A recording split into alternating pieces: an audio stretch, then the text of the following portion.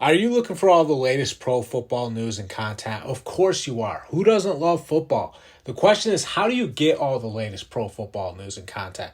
There's so many different pro football podcasts on the internet. Which one do you choose? Which one is the right fit for you? Well, you go with the Cross the Middle Show, one of the fastest growing football podcasts out right now.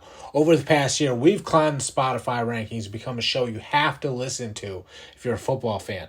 Find out the Ravens will go all the way with Odell Beckham Jr., find out the Eagles did enough to make it back to the Super Bowl. You'll get all of our best stories for just $1 per month.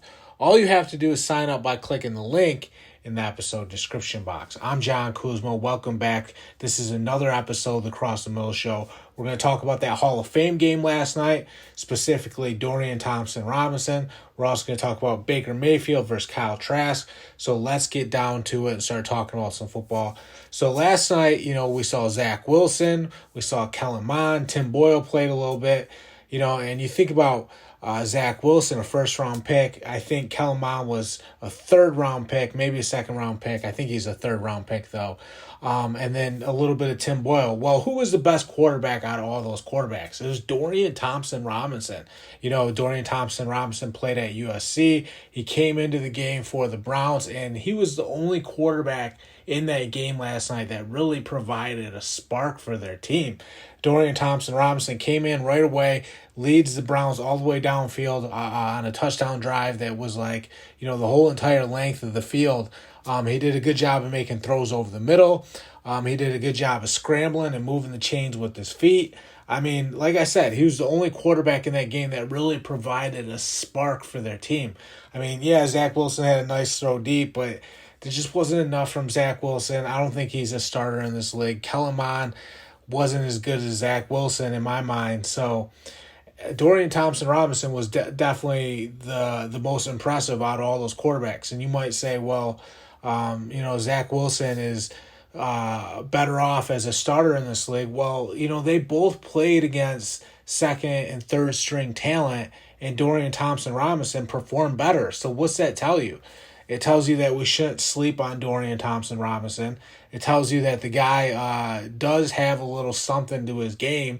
I mean, the way he can take off and run and, pick up yards, that gets, the Browns out of jams. If they're in a long down and distance and, he can make it more manageable on that next down, that's a good thing to have going for your team, because if you're in second and long and he takes off and runs and picks up 7 yards, well, now you're in 3rd and 3, which is a lot more manageable third down. So that's the one thing that really stood out to me last night in that Hall of Fame game. It started out with the Jets dominating in the first half. It was all Jets. And then Dorian Thompson-Robinson comes in the game, and it completely swings the momentum over into the Browns' favor. And ultimately, because Dorian Robinson was the best quarterback in the game, guess what team ended up winning? It was the Browns, because he put the team on his back. He did everything he could to win that game. I was so impressed with that. The other quarterbacks, not so much. Zach Wilson did have that nice throw down I think it was the left sideline, but just when he was scrambling and trying to pick up the first down, he slipped and, just stalling out, 3 and out on his first drive, I think it was. I mean, just not enough from Zach Wilson, and, there's no way he would even, come close to challenging Aaron Rodgers ever. I don't know if Zach Wilson will ever bounce back at any point. I don't know if he's a starter in this league. I have my doubts personally.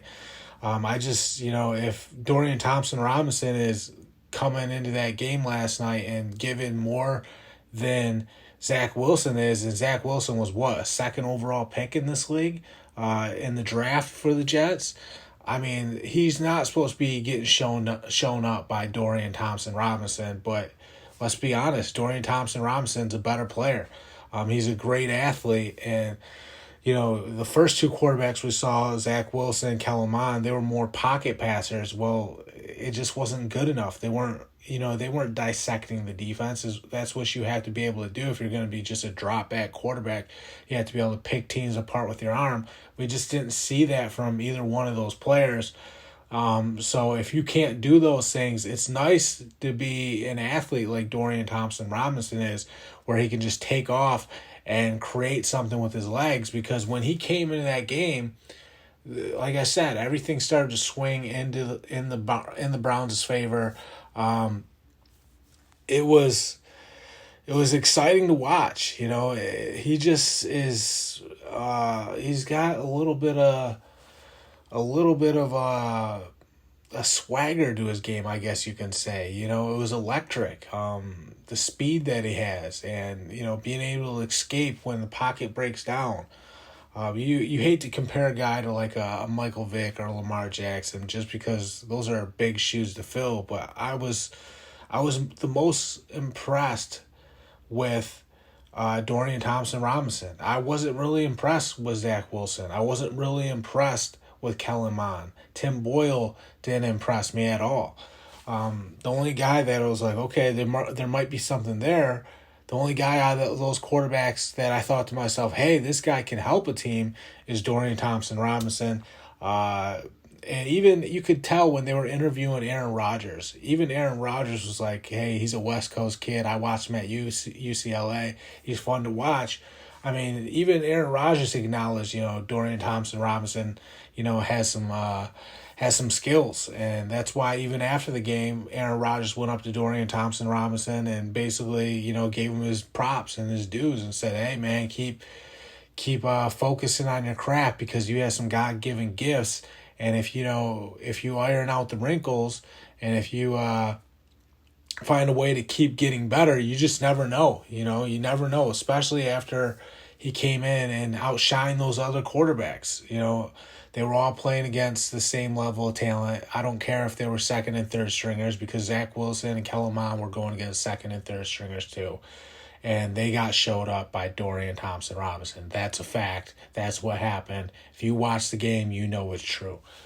The other story we have is the Baker Mayfield versus Kyle Trask story. So going into the season, I thought Baker Mayfield was a lock for the Buccaneers starting job. I thought Kyle Trask would be the backup quarterback.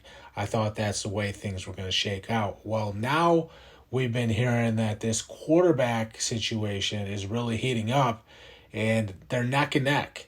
And to me, that kind of is a good thing for Kyle Trask because, like I said, I thought Baker Mayfield was a lock to be the starter. So if we're hearing that this race is neck and neck, that means it's going very well for Kyle Trask because that means Kyle Trask is gaining ground on Baker Mayfield. So that's not good for Baker Mayfield because we should be hearing that Baker Mayfield is a lock to be the starting quarterback. We should be hearing that it's Baker Mayfield's job.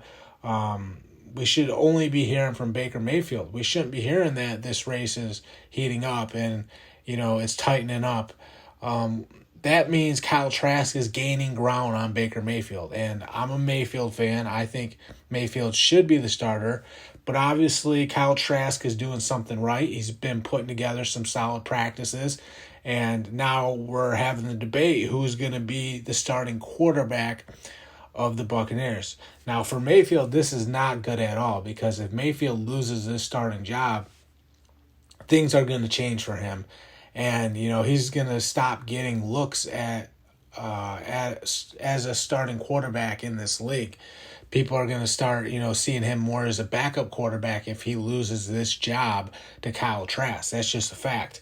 On the other end of it, Kyle Trask is out to prove himself. He's out to show that he can be a starting quarterback in this league. He's out to prove that those couple of years behind Tom Brady have prepared him to be a starter in this league. And, he wants to win this job and, seize his moment, so to say. It's an open job, for whoever is the better player. And, the Buccaneers don't want to just hand it to Baker Mayfield. They want whoever gets the job to earn it. And Kyle Trask is taking advantage of that opportunity. He wants to win the starting job, so he's doing everything he can to outperform Baker Mayfield. That's what's happening down there with the Buccaneers.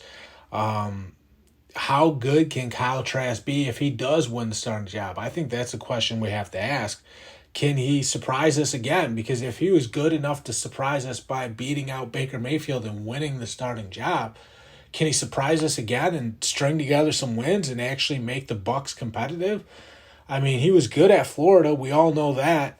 The guy, had some great moments in college. There's a reason that, the Bucs probably went against, the grain a little bit and took him when they should have probably been drafting another player to help Tom Brady win Super Bowls. They kind of went the Jordan Love route with Aaron Rodgers and the Packers. The Packers were making it to NFC Championship games. They should have been drafting another player to help Aaron Rodgers, but they draft Jordan Love. The Buccaneers did the same thing. They should have drafted another player to help Tom Brady or to help the defense, but they felt good about Kyle Trask. They wanted to bring Kyle Trask in and let him be, prepared by Tom Brady to be ready to play someday. Well, obviously that is helping Kyle Trask because fast forward to now, and he's on the cusp of beating out Baker Mayfield. Now, we'll see if it actually does happen or not. Can Kyle Trask, actually go through with it and beat out Baker Mayfield? Maybe he doesn't. Maybe the Buccaneers are just putting pressure on Baker Mayfield to let him know, hey, don't get lackadaisical. Don't get too comfortable or complacent because we have a guy right there that we think is pretty good too, and we want to get him a shot if you're not doing your job, Baker Mayfield. Like I said, I would probably start Baker Mayfield and let him have a crack at it just off what he's done in this league, helped turn the Browns around. Had flashes of brilliance at times with the Rams this past year. Hey, I mean, it is what it is. They're in a situation where they have two good quarterbacks, but maybe not two great quarterbacks, or even one great quarterback, because if they had one great quarterback like Tom Brady, there wouldn't be a QB competition. So we have two good quarterbacks, battling it out, trying to see if one of them can be the starter, because if you become the starter and you really start to pile it on and stack some wins, maybe later on down the line you have the possibility of becoming a great quarterback, but it starts with winning the job, winning some games, gaining some confidence, and winning over your teammates. That's the most important thing for these guys. And if Baker Mayfield can't do it, then Kyle Trask is going to be the guy that steps up and does it. So we'll see. Like I said, Baker Mayfield is the guy that I would start. Baker Mayfield, with Mike Evans, Baker Mayfield with Mike Evans and the rest of the guys they have there, I think that's going to be pretty good for them. Baker Mayfield and Mike Evans at least gives you something, an offense that can, make some plays. And then, we'll see what happens from there. It's an offense that, with Mike Evans, you're always going to have a shot at making some plays because Mike Evans is one of the best wide receivers in the NFL, and he's going to make whoever is the starting quarterback, whether it's Baker Mayfield or Kyle Trask, he's going to make them better. There's no doubt about that. It's just really up to these quarterbacks to see which guy can bring out the best of Mike Evans. Who is the guy that can get the ball to Mike Evans? Who's the guy that can help Mike Evans be the same Mike Evans that he's always been? The guy that can do that better is the guy that's going to win the starting job. And Mike Evans doesn't want to deal with a quarterback that is telegraphing all his passes, putting their throws in the dirt, missing targets. He doesn't want to deal with that. He wants someone that can get him the ball and someone that he can depend on at the quarterback position. And I don't think Mike Evans really cares who it is. I think they just want, when I say they, Mike Evans, the rest of the guys they have, they just want someone that can, be a good quarterback and help this team win some games and help them be productive at the wide receiver position, because the wide receiver position is very dependent on the quarterback position. That's all I got. Don't forget they got Godwin there too. Godwin, is another good player opposite of Mike Evans. So there's some weapons there for Baker Mayfield or Kyle Trask. And, they got to step up and get those guys the ball. That's all I got, though. Thank you guys for tuning in to the latest episode of the Cross the Middle Show. I appreciate you guys listening to me. Sign up for $1 per month for just $12 per year. You can get all the latest pro football news and content. Thank you guys so much. Have a great day.